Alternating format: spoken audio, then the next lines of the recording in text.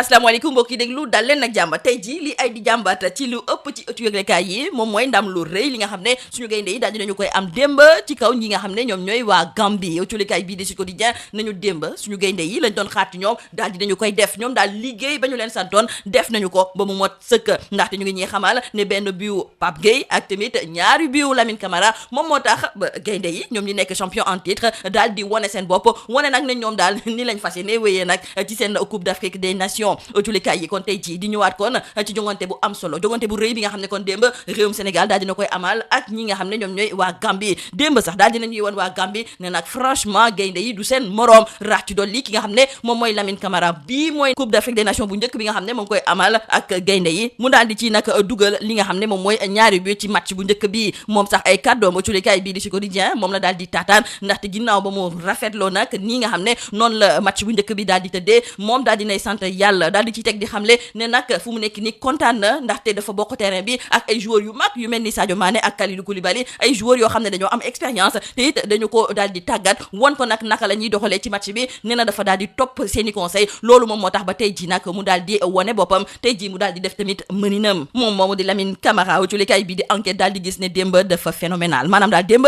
ki nga xam ne moom mooy Lamine Camara daal dinay wone dëggantaan nag boppam ci biir culikaay bii di l'info suñu naataango yi nañu kon démb suñu gaynde yi daal dinañuy lekk ñi nga xam ne ñoom ñooy jiit yi démb wane nañu seen bopp te rax ci dolli sax dugguleet nag ñuy faral di am ndam ci Coupe d'Afrique des Nations match yu njëkk yi nga xam ne réewum Sénégal daf koy faral di amal bi mooy ñeenteeli kan bi nga xam ne dañoo mës a àndam ci suñu match bu njëkk rax ci dolli ki nga xam ne kon moom mooy Lamine Camara bi mooy Coupe d'Afrique des Nations bu njëkk bi nga xam ne mu ngi koy amal ak équipe Sénégal démb daal dinay dugal ñaari but yu rafet ci biir culikaay bii di laas su natango yi daal di bind ne gaynde yi lekk nañu ba suur nag ñi nga xam ne de ñoom ñooy jiit yi bés bi le jour nañu démb kay Lamine Camara moom moo daal di wane boppam moom stade yéene kay it di ñëwaat ci match bu njëkk bi nga xam ne suñu gaynde ñu ngi ko doon amal démb daal di ci am ndam lu rëy ndaxte ñetti bal la ñu daal di dóor ñi nga xam ne ñoom ñooy waa Gambie ñu ràññee ci bu baax a baax ki nga xam ne kon moom mooy Lamine Camara bi nga xam ne daal dina ci dugal ñaari but ci biir colikaay bi di Le Quotidien suñu natango yi daal di gis kon ne Lamine or la ndaxte fu mu nekk ni daal démb daal dinay wane boppam démb daal dinay sigil réewum Sénégal ndaxte ñaari but yooyu nga xam ne moom la daal di marqué amoon na solo torop ci li nga xam ne kon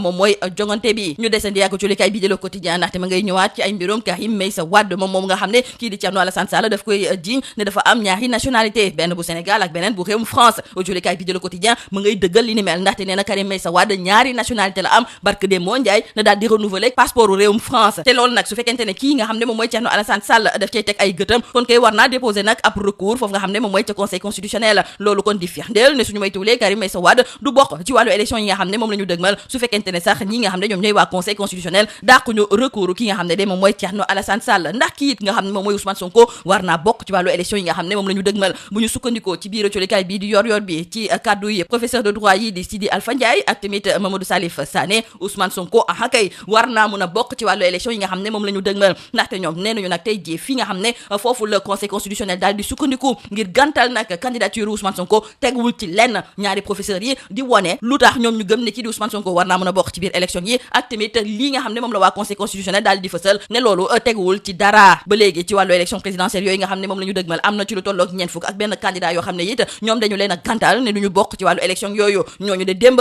demoon nañu nag di vilipender nag conseil constitutionnel ci kanamu ambassadeur ya nekk ca Union européenne loolu la ñoo julikaay bi di la mandat di xamal critique yéeni kaay di ci yokk di xamle kon ne Bougane Gueye Dany soxna Aminata Touré ak i seeni ñooñ démb ñu ngi doon waxtaan ak waa Union européenne foofu nag la ñu daal di xamle ne parrainage gii nga xam ne nag dañu ko dugal ci wàllu élection yi daal loolu du leneen lu dul fexe rek ba bépp candidat boo xam ne arrangé wul nguur gi ñu daal di la fay jëlee loolu moom moo tax nag ba julikaay bii di tribune du ñu xamal ne am na ci lu tolloog fanweer ak benn plainte yoo xam ne ñoom fas yéene nañ kaa fësal jëmale ko ci conseil constitutionnel rawatina nag ki nga xam ne de moom mooy informaticien bu conseil constitutionnel ndaxte de lii njiig moom mooy njaag colikaay bii di tribune du ci jukkiwaat wante ci biir colikaay bii di point actu suñu natango yi daal di gis ne fu mu nekk ni nag coow am na ci wàllu fichier électoral bi te ñaari weer dong de moom moo des ci wàllu élection bi nga xam ne moom la ñu dëgmal loolu sax moom moo tax ba bëri na ay kàngaam ay kilifa yoo xam ne sax la ñu bëgg moom mooy ñu daal di dàq élection bi loolu moom njiitu réewum Sénégal di Macky Sall du ci wax déedéet wante it am na ñenn ñoo xam ne dañoo bokk ci l'opposition bi ñoom it duñu ko gàntal ndaxte dina tax ñu defuruwaat bu baax a baax li am ba des daal jolikaay